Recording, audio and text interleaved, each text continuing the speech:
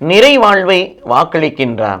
இது இயேசு கிறிஸ்துவுக்குள் பிரியமான என் சகோதர சகோதரிகளே, இந்த நிமிட நற்செய்திக்கு இயேசுவின் நாமத்தில் நான் உங்களை அன்போடு அழைக்கிறேன். ஆண்டவர் நிறைவாழ்வை வாக்களிக்கின்றார். நிறைவாழ்வு என்பது ஒரு நிறைவான வாழ்வு, நிம்மதியான வாழ்வு, குறைவில்லாத வாழ்வு, சந்தோஷமான வாழ்வு, மகிழ்ச்சியான வாழ்வு. எந்த வகையிலும் ஆவியிலும் ஆத்துமத்திலும் சரீரத்திலும் குறைவில்லாத ஒரு வாழ்வு ஒரு மனிதனுக்குள் இருக்கும் என்று சொன்னால் அது நிறைவாழ்வு.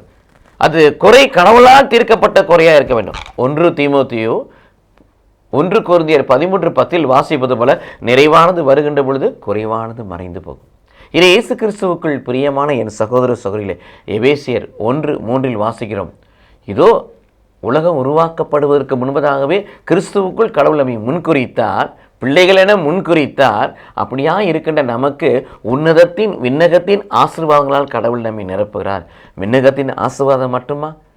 2 பேதுரு 1:3 வாசிக்கிறோம், இறைப்பற்றுடைய எல்லோருக்கும் இந்த உலகத்தின் ஆசீர்வாதங்களாலும் கடவுள் நிரப்புகிறார்.